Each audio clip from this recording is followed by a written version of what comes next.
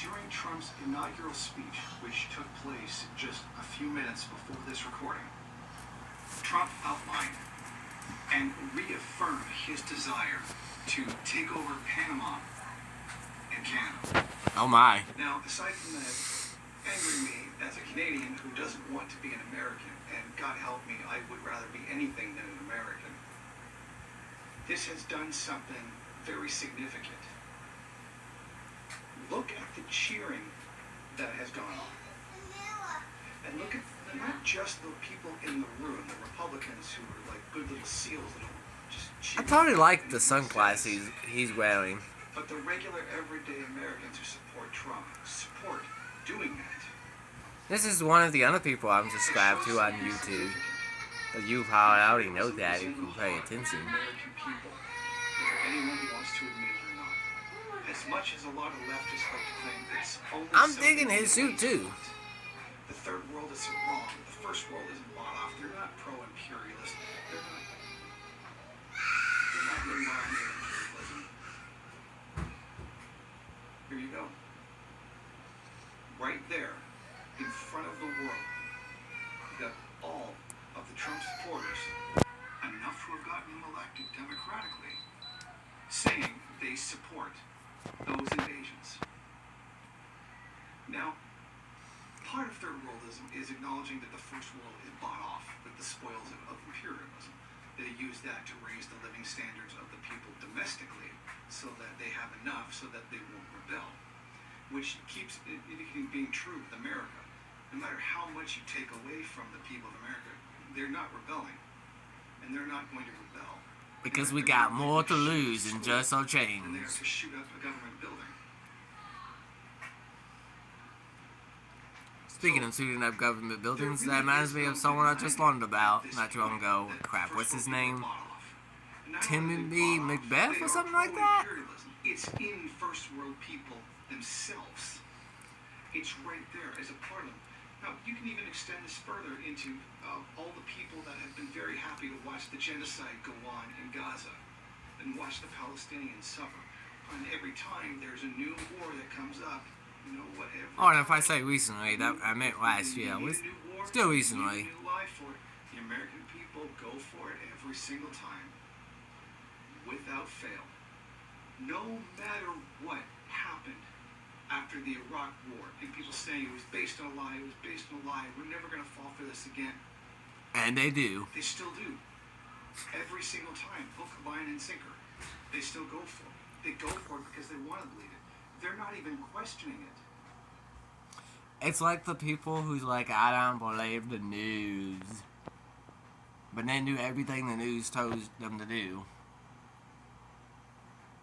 Like, or how about the people who's like, the government's trying to take away my freedom. But don't you dare talk bad about the U.S. socialists who are fighting for my freedom. Like, you can't have it both ways. It's either they're fighting for your freedom or taking your freedom. After they themselves have already admitted that they lied, that powers that be lied to get them into the Iraq War. And they hate George Bush for lying to get into the Iraq War. They learned absolutely nothing because they didn't want to learn anything.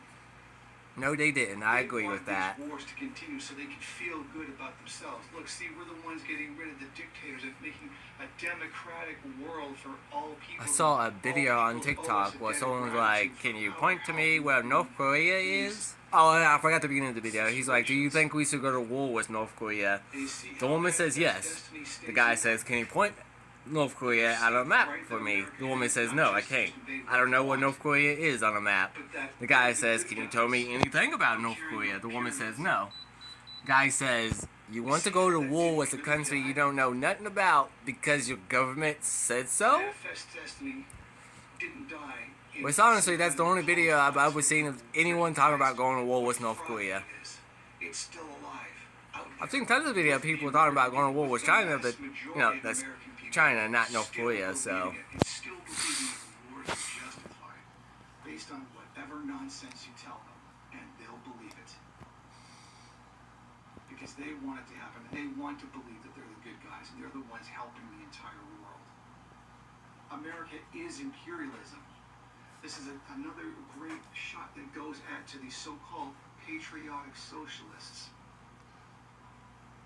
who say that America's not really like this, or their America's not like this, the American people aren't like this, they're just a poor, exploited, oppressed proletariat. Here they are, pro-imperialism. Again, as soon as you give them an excuse to do it, there they go doing it. And there they go, believing more lies to justify war. Yeah. You're going to have to admit, not just you, everyone, is just going to have to admit that the first world is bought off. And not only that, the first world in the United States is very uniquely fascist. It's fascist right down to its regular, everyday people who believe in imperialism. They believe that whenever they go to war, they're doing it for the right reason, and that people owe them. We're on the good side of history. They believe that the Syrian people owe them a debt of gratitude for saving them from Assad. The only thing I gotta say about that is people seem to think they're invincible when they're on the right side of history. Whether anybody wants to believe it or not, whether or not anybody really wants to recognize it. If we all choose go to prison, there's nothing the government can do. Huh, we outsmarted the government. The empire, and not just the nature of They got guns, they can shoot you. people. You didn't outsmart the government, you're a dummy. Here they are, going along, cheering every single thing that's happening. People didn't even have to ask the U.S. to fight Israel. They just wanted them to just not give weapons. That's it. Just don't do something. Because it is not doing anything too much to ask. And it still was. And the majority... Instead of helping Israel, we need to go to war with Israel. That genocide that's still going on right now is Israel's violating this. After all, the Orthodox Jews and the descendant Jews, I know I'm not saying that right. Probably not the Orthodox part either. I'm probably not saying that correctly either. They don't feel safe with what Israel is doing in their name. Yeah, you do. That's why you have a higher living standard in the third world. That's the fucking point of first and third world. That's why it exists. As much as you want to claim the American people are not in line with imperialism, that's something that just the ruling classes do, it isn't. It is very much something that is in the Oh, look at that. We made it all the way to the end. manifest destiny